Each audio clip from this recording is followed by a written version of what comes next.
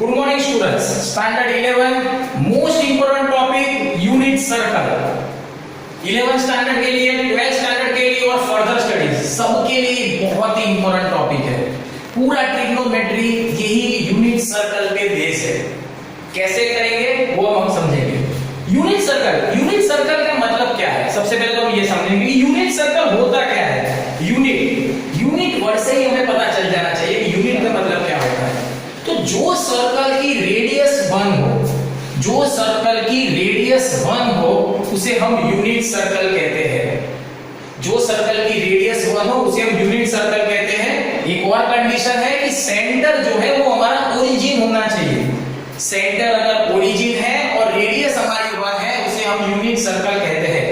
For example, ये है मेरा ओरिजिन, ये मेरी एक्स एक्सिस, ये मेरा वाई एक्सिस। इसे मैं सेंटर लेके एक सर्कल ड्रॉ करूं जिसकी रेडियस 1 हो, उसे यूनिट सर्कल है। तो ये क्या है? यूनिट सर्कल है। जैसा कि मैंने समझाया कि रेडियस 1 है, यानी कि ये जो है वो 1 होगा, ये एक्स एक्सिस पे है। तो ये जो पॉइंट है ये एक्स एक्सिस पे है, तो बट ऑब्वियस है एक्स एक्सिस पे है, इसलिए उसका वाई कोऑर्डिनेट 0 होगा। वाई कोऑर्डिनेट 0 और ये 1 है, तो ये पॉइंट के कोऑर्डिनेट्स क्या होंगे? 1 0। सेम ये माइनस एक्सिस है, y कोऑर्डिनेट 0, तो इसके कोऑर्डिनेट्स क्या होंगे? -1 0। y एक्सिस का x कोऑर्डिनेट 0 होता है, तो इसके कोऑर्डिनेट्स क्या होंगे? 0 1, और इसके कोऑर्डिनेट्स क्या होंगे? 0 -1। इतना पता चल गया? चार चीजें। पहला मैंने क्या समझाया कि यूनिट सर्कल क्या होता है? जिसका रेडियस, जो सर्कल की रेडियस 1 हो और जिसका सेंटर ओरिजिन हो उसे यूनिट सर्कल कहते हैं। उसके बाद मैंने एक सर्कल ड्रॉ किया, 4 पॉइंट ले लिए, 1 0 0 1 -1 0 और 0 -1। उसके बाद हमें एक और चीज समझनी है कि ये जो सर्कल है वो टोटल 4 क्वाड्रेंट में डिवाइड होता है। टोटल 4 क्वाड्रेंट में। इसे कहते हैं फर्स्ट क्वाड्रेंट, ये है मेरा सेकंड क्वाड्रेंट, ये है मेरा थर्ड क्वाड्रेंट और ये है मेरा फोर्थ क्वाड्रेंट।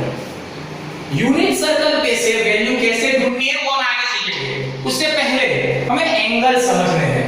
यहां से अगर मैं स्टार्ट करूं, सपोज ये 0 डिग्री का एंगल है, यहां पे पहुंचूंगा तो ये क्लियर दिख रहा है कि ये जो है वो एक राइट एंगल बन रहा है। तो ये कितना एंगल हुआ? ये हुआ 90 डिग्री। और मैं आगे बढ़ूंगा तो और 90 ऐड होगा, तो यहां पे हो जाएगा 180 डिग्री। सेम मैं आगे 90 और ऐड करूंगा तो यहां पे बन जाएगा 270 डिग्री। 90 ऐड करूंगा तो यहां पे आ जाएगा 360 डिग्री। ऐसे आगे वो चलता ही जाएगा। अब हमें क्या समझना है कि ये जो है फर्स्ट क्वाड्रेंट, एक मैं शॉर्ट ट्रिक देता हूं। यहां पे लिख दो ऑल, यहां पे लिख दो एस, यहां पे लिख दो टी और यहां पे लिख दो सी। हमें क्या याद रखना है? All S T C. First quadrant, second quadrant, third quadrant और fourth quadrant. All S T C. तो इसका मतलब है, ऑल का मतलब है ये जो फर्स्ट क्वाड्रेंट है उसमें ऑल यानी कि मेरे सारे ट्रिग्नोमेट्रिक फंक्शन, सारे यानी कि sin cos tan cosec sec और cot, 6 जो ट्रिग्नोमेट्रिक फंक्शन हमें पता है, सारे ट्रिग्नोमेट्रिक फंक्शन पॉजिटिव होते हैं। ऑल का मतलब होता है फर्स्ट क्वाड्रेंट यानी कि 0 डिग्री से लेके 90 डिग्री में सारे ट्रिग्नोमेट्रिक फंक्शन पॉजिटिव होते हैं। सेकंड में मैंने क्या लिखा है? s। सेकंड क्वाड्रेंट में मैंने लिखा है s यानी कि sin, और sin के साथ होता है हमेशा cosec। sin और cosec ही पॉजिटिव होते हैं, बाकी की चारों यानी कि cos, sec, cot और tan चारों नेगेटिव होते हैं।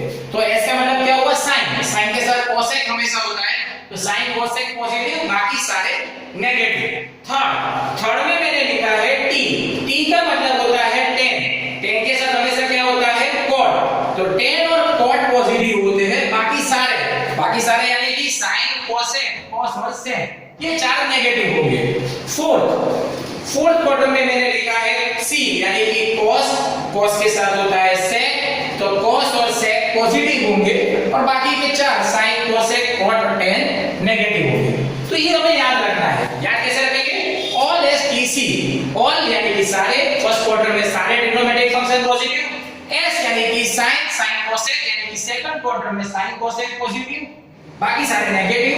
थर्ड में टी यानी कि tan cot पॉजिटिव, बाकी सारे नेगेटिव। फोर्थ यानी कि cos सी यानी कि cos sec पॉजिटिव, बाकी सारे नेगेटिव। ये हमें याद रखना है कि कौन सा फंक्शन कौन से क्वाड्रेंट में पॉजिटिव है, कौन से क्वाड्रेंट में नेगेटिव है, इतना पता चल गया। तो हमें ये आगे ये समझना है कि 6 जो फंक्शन है वो कौन कौन से क्वाड्रेंट में, उनकी साइन क्या होगी। तो साइन हमें पता है कि एक कॉल में पॉजिटिव है और एक सेकंड क्वाड्रेंट में पॉजिटिव है, यानी फर्स्ट में पॉजिटिव, सेकंड में पॉजिटिव, बाकी थर्ड और फोर्थ में नेगेटिव। साइन के साथ कॉसेक होता है तो कॉसेक में भी यही साइन आएगी।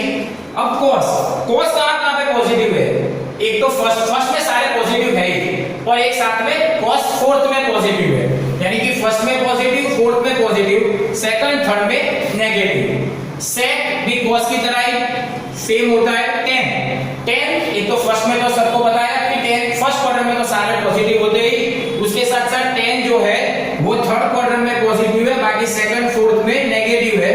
कॉट भी टेन के साथ। तो ये हमें पता चलना चाहिए कि भाई कौन सा फंक्शन कौन से क्वाड्रेंट में पॉजिटिव है, कौन से क्वाड्रेंट में नेगेटिव है। इसके साथ एक और चीज हमें पता होनी चाहिए कि फर्स्ट क्वाड्रेंट यानी क्या, तो कि 0 डिग्री से 90 डिग्री में हो उसे हम कहते हैं फर्स्ट क्वाड्रेंट। सेकंड यानी क्या, तो 90 डिग्री से 180 डिग्री में हो उसे कहते हैं सेकंड क्वाड्रेंट, यानी कोई भी एंगल 90 डिग्री से 180 डिग्री में हो उसे हम कहते हैं सेकंड क्वाड्रेंट। थर्ड यानी कि 180 डिग्री से 270 डिग्री, और फोर्थ 270 डिग्री से 360 डिग्री। ये जो यूनिट सर्कल है वो 360 के आगे के एंगल के लिए भी है, पर वो हम ग्रेजुअली धीरे धीरे सीखेंगे। अभी के लिए सिर्फ इतना समझ लो।